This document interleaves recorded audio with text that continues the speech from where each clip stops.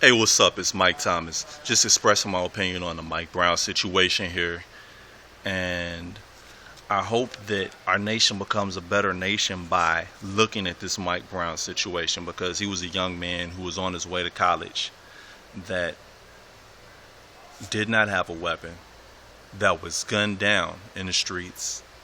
And this makes absolutely no level of sense. The reaction that's occurred by people going about looting and having a bunch of violence, that's not acceptable. You need to be leaders, not looters. You need to work about trying to create change, challenging the system in a creative way, but at the same time not causing chaos. So I'm praying for the St. Louis and surrounding areas as well as our nation, because I want to see a better America. I want to see better relations between races. I want to see things actually change and feel safe to be able to drive and walk places and not feel like I'm being stereotyped just because I'm an African American male. So pray for our nation. Steve, I went to the family home of Mike Brown late this afternoon before they faced the rest of the media at a press conference. His parents agreed to speak to me exclusively about who Mike Brown was, a son with dreams, goals, and a family who loved him dearly. Funny, smart kid. Make you laugh. He just graduated from high school. He's on his way to Battle Rock. Take up heating and cooling. Michael Brown Sr. says the world was just getting to know his son, a child he helped raise alongside Mike's mother, Leslie McSpadden. Raising Mike was done with a combination of love and strength. You talked about how difficult this journey was, getting him to the point of college. Man, it was rough, because I just kept my foot in his neck. Me and his mom, kept our foot in his neck, and he got through it.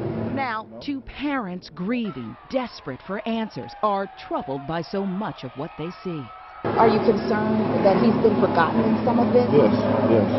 The actions that's going on now, it's pushing my son out the picture. It's too much negativity that's going on. I need y'all support. I need the world support right now. We need y'all support. Now, as we said, today would have been Mike's first day of college classes at Vatterott. Instead, two parents who say they will get justice are now planning their son's funeral. It's the best son we ever had. It was funny, silly, he'd make you laugh. Any problems that would be going on or any situation, it wasn't nothing that he couldn't solve. He'd bring people back together. He's a good boy. He didn't deserve none of this. None of it. We need justice for our son. Yes. We need justice for our son. Yes. I want justice for our son. No violence. Just justice, y'all. Yeah, it's our son here. Just graduated on his way to college. We can't even celebrate. We got to plan a funeral.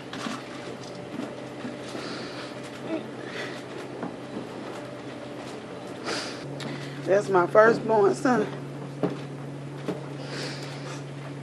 Anybody that know me knew how I felt about my son. I just wish I could have been there to help him. Anything. He didn't deserve that. My son. MOV. Me and my friend, we was walking down the street. Over the last week, dozens of shootings once again claimed the lives of too many innocent people all across the U.S.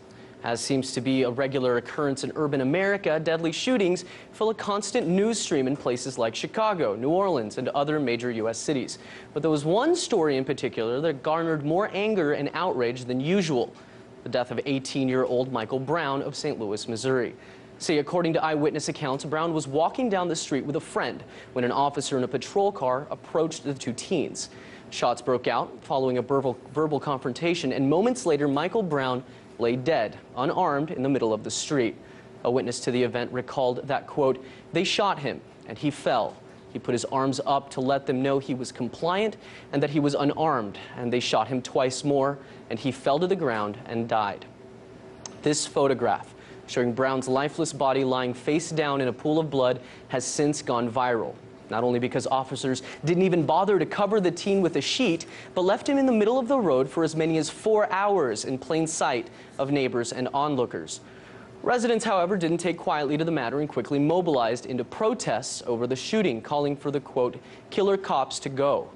The protests continued over the weekend and grew into a massive crowd on Sunday night following a vigil for the slayed teenager.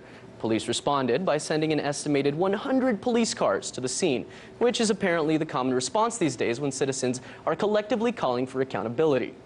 Guys, this case reflects a very real problem in America when it comes to race issues.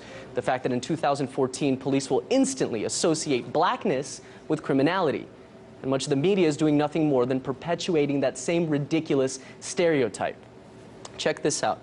After the shooting, news outlets were airing photographs of Brown wearing his high school cap and gown, remarking that he was only days away from starting his first semester in college.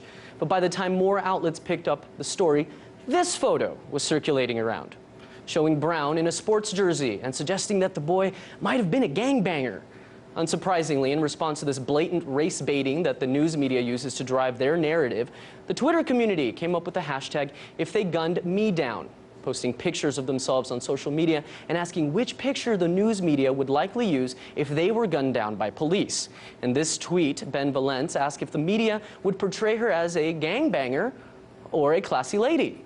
And here, a user posts a photo of himself in a U.S. Army uniform alongside a selfie of him holding a toy gun, asking if the media would use the pic on the left or the one on the right if he were gunned down. The point these hashtag activists are making is that the court of public opinion is driven by how the media chooses to frame the story. Now, every week on this show, we highlight instances of how minorities are disproportionately impacted by police violence in America, and as well as the stereotypes that end up spinning their stories away from the truth. Whether it be Trayvon Martin wearing a hoodie or Michael Brown dropping a peace sign, this is racial profiling at its worst. And when it comes to police violence, we should be disgusted at the pace with which these crimes are committed. According to the Malcolm X grassroots movement, an African-American person is killed by police, security guards, or armed vigilantes every 28 hours in America. Keep in mind that these are often police officers killing members of the very communities they're sworn to protect. But look, at the end of the day, you can blame police tactics that rely on racial profiling, or you can blame the media, but until we take action ourselves, this will continue to be the norm. It's time we step it up. If you see an injustice, film it, report it. Don't wait for accountability, demand it. Because at the end of the day, they can't ignore us all. To that police shooting of an unarmed teenager, a protest planned for this evening. And in the last 24 hours, tensions running so high, police in riot gear on the move, a man with his hands up there. Even the president weighing in tonight, urging calm, and now the police chief and his decision. Will he reveal the name of the officer? ABC's Steve Osensami is there. When I close my eyes and think about him, I smile. I wake up, I'm sad. We sat down with the grieving parents who now find themselves at the center of this storm. They're asking authorities to tell them the name of the officer who killed Michael Brown, their 18-year-old son. Because he's 6'4", black, walking down the city street don't mean he fit the profile. Have the police been working with you at all? No. No. This person got to pay for this. This person got to pay. These are exclusive new pictures taken just moments after Brown was shot to death by a still unidentified Ferguson City police officer. You shoot out the window at a child? There's the officer's police SUV with his light still flashing. The teenager was unarmed. He and a friend were walking home to his grandmother's house when the friend says the officer drove up, telling them to get off the street. Police say there was a fight with the officer. Witnesses say that's not true. He stood over him and pow. The president today weighing in, calling the death heartbreaking. Police are telling us they're not identifying the police officer because they fear for his safety. We think that the value that might have been gained, if any, by releasing the name is far outweighed by the risk of danger at this point. Just last night, young people out on the streets clashed with police who used tear gas and rubber bullets. Civil rights groups planned peaceful rallies tonight. Michael Brown was supposed to start school yesterday, but instead there's this roadside memorial where he died. His father told me that he knew his son would light up the world, but not this way. Sharpton did. Sharpton has also condemned the violence. Yeah, no, he has condemned the violence. But you know, Al has a way of condemning things at the same time he stokes it. You know, it's a. Yeah, did he condemn the violence that he caused years ago in New York? Yeah, that's right. Good point. But I think that I think it's a very good message this guy that the NAACP gave and the kids' parents. There's a lot of unanswered questions here, but I think that from the black community standpoint, the last thing they need is to have pictures of rioting in the streets and breaking and looting, because it feeds into the stereotype of people in the ghetto, and I think that's a sad thing. You know, Eric, the police department made an effort the first night not to go out actively and take on the protesters. They went out last night, they used tear gas, but the first night they tried to minimize the violence. Do you think they've handled this well by holding his name, the cop's name who was involved in this, and pulling back a little initially as not to maybe escalate or get another casualty? I mean, I don't know. I think had they gone in at, you know, at the heat of the first night, the animosity, the anger that was going on, they probably would have caused more. That said, the poor business owner, what was he involved? What did he do? He had nothing to do with it. His store was looted. His store was, you know, windows broken and whatnot. The violence was forced upon him. Hats off to the family, the parents, who in a couple of days came out and said, everyone calmer heads prevail here. This is what's most important. Completely agree. They're fantastic. And regarding the Al Sharpton, for once he just stays out of it. You know, why do we need him to condemn it or say go for it? Well, just stay out. His presence alone. That's like asking a rabid dog to stay away from hamburger. It ain't going to happen. Zane, I want to ask you about the media coverage of this. August is notoriously known as a slow news cycle. Do you fear that this could end up turning into another Trayvon Martin case where people just use it for political gain, the Al Sharptons of the world, and try and pit people against each other instead of getting to the facts? It doesn't feel that way to me based on Mr. Brooks's comments, the NAACP president, then the parents. And I think actually the police force in response to this has tried to be as responsible as possible. So I think. How are you dealing with this right now? The best that I can. Yeah. Your son Michael had just graduated from high school, was set to start college today. Tell us about him and what kind of a young man he was. Well, you know, he was my firstborn.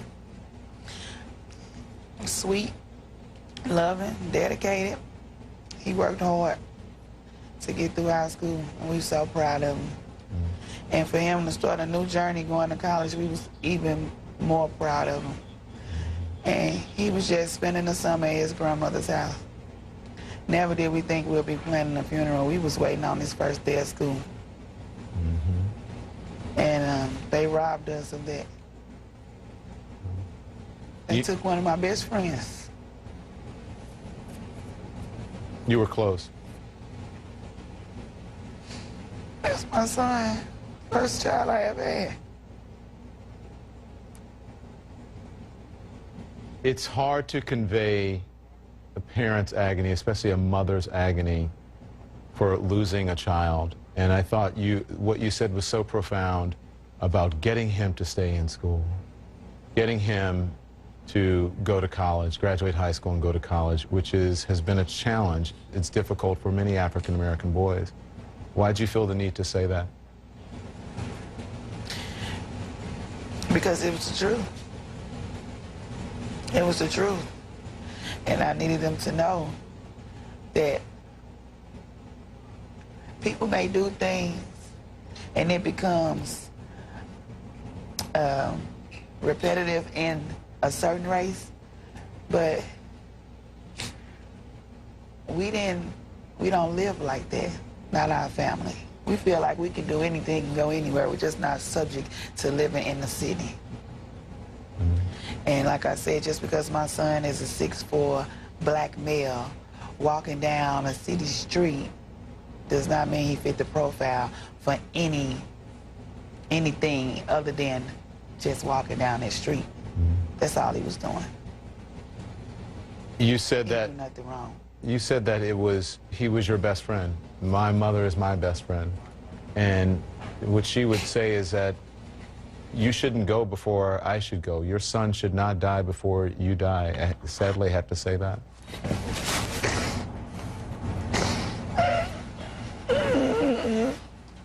Yeah. You okay, Leslie? I'm gonna be okay, you know. I'm gonna be okay. But right now, I'm not. I'm not okay. Michael, you heard Leslie say it was her best friend. And you, how are you dealing with this?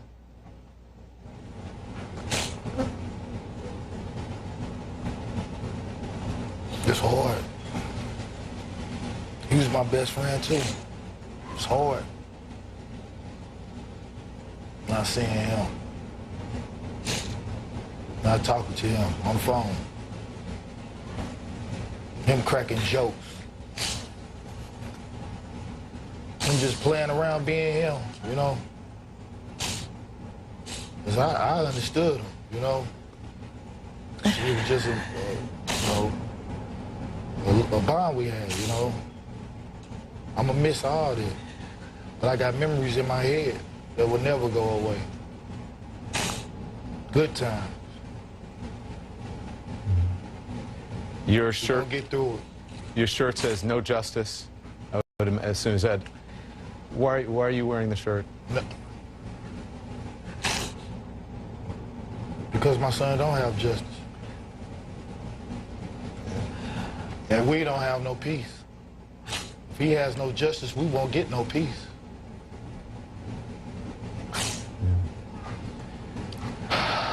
Benjamin Crump, I'm going to let you guys go, but I want to talk to you about what should people know about what's going to happen with this particular case. I'm sure you're going to make sure that their story is told and that it's told accurately, and that, as a father said, he doesn't believe now that he has justice, but that there might be some justice for Michael Brown.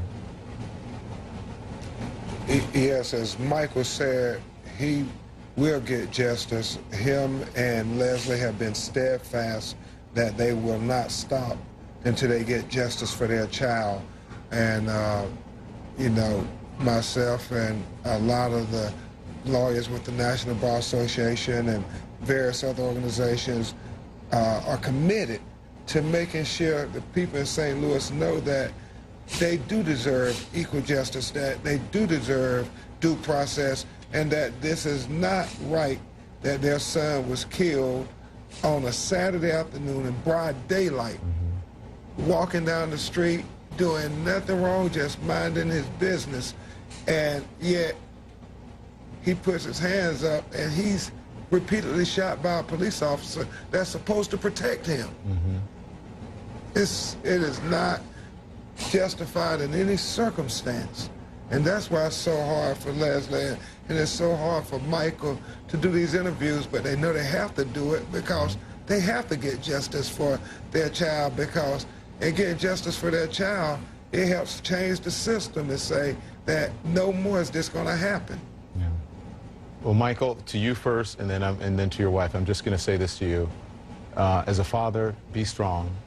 Make sure your family's okay, but don't be afraid to break down and be vulnerable, because you can do that as a man. And to you, Mom, I don't even know what to say to you except that every mother in this country, in this world, is rooting for you. And so you stay strong. You have the entire world behind you. And if you ever, either of you, need anything, you know how to get in touch with me personally. Thank you, and I'm so sorry for your loss. Truly sorry. Thank you. No problem. Thank you, Don.